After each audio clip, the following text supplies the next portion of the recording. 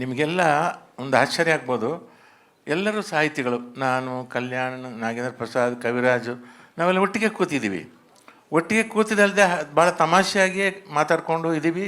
ಇದು ವೇದಿಕೆಯಲ್ಲಿ ಮಾತ್ರ ಅಲ್ಲ, ನಮ್ಮ ವೈಯಕ್ತಿಕವಾಗಿ ಕೂಡ ಸೇರ್ತೀವಿ.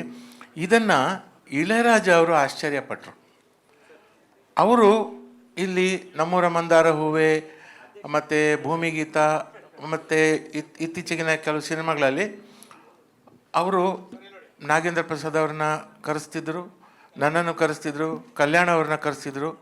ನಾವು 3 ಜನ ಒಟ್ಟಿಗೆ ಕೂತು ಬರಿತಾ ಇದ್ವಿ. ನನ್ನ ಟ್ಯೂನ್ ಬೇರೆ, ನಾಗೇಂದ್ರ ಪ್ರಸಾದ್ ಅವರು ಸಿಕ್ಕಿರೋ ಟ್ಯೂನ್ ಬೇರೆ, ಆಮೇಲೆ ಕಲ್ಯಾಣ ಅವರಿಗೆ ಸಿಕ್ಕಿರೋ ಟ್ಯೂನ್ ಬೇರೆ.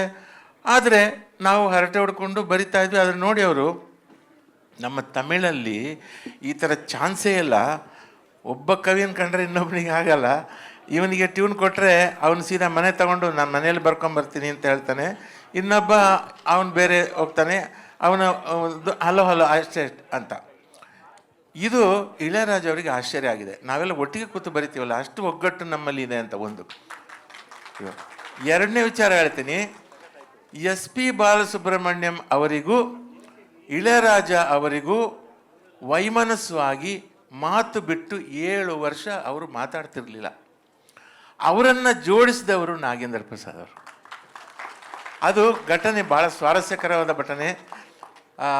ಇಳೆಯರಾಜ ಅವರು ನಾಗೇಂದ್ರ ಪ್ರಸಾದ್ ಅವ್ರನ್ನ ಹಾಡು ಬರೆಯೋಕ್ಕೆ ಚೆನ್ನೈಗೆ ಕರೆಸ್ತಾರೆ. ಸ್ಟುಡಿಯೋದಲ್ಲಿ 2 ದಿನ ಅವರು ಟ್ಯೂನು ಇವ್ರಿಗೆ ಕೊಟ್ಟಿಲ್ಲ, ಇವರು ಬರೆದಿಲ್ಲ, ಸುಮ್ಮನೆ ಕೂತಿದ್ದಾರೆ.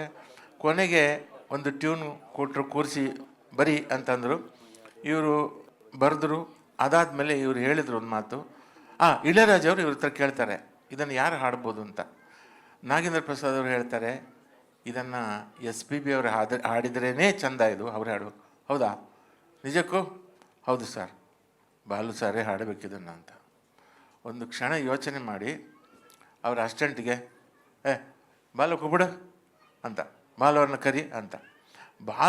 ಬಾಲು ಸರ್ ಮತ್ತು ಇಳೆಯರಾಜ ಅವರು ಏಕವಚನದ ಗೆಳೆಯರು, ಹಳೆ ಗೆಳೆಯರವರು.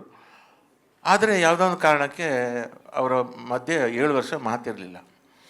ಆಮೇಲೆ ಅವರು ಬಂದ ಮೇಲೆ ಏನೂ ನಡೆದೇ ಇಲ್ಲ ಥರ, ನಡೆದೇ ಇಲ್ವೇನೋ ಅನ್ನೋ ಥರ ಒಬ್ಬರು ಅಭಿನಯಿಸಿ ಹೇಗಿದೆಯೋ ಹಾಗೆ ಅಂತ ಮಾತಾಡಿಕೊಂಡು, ಆಮೇಲೆ ಒಂದು ಸಲ ಅಲ್ಲೊಂದು ಇದು ಇರುತ್ತಲ್ವ, ಈಗ ಅವರು ಬಂದು ನನಗೆ ಟ್ಯೂನ್ ಕೊಡಲಿ ಅಂತ, ಇವನು ಬಂದು ನನ್ನ ಮುಂದೆ ಟ್ಯೂನ್ ಕೇಳಲಿ ಬಂದು, ಆ ಥರ ಸ್ವಲ್ಪ ನಡೆದಿತ್ತಂತೆ ಹಗ್ಗ ಜಗ್ಗಾಟ.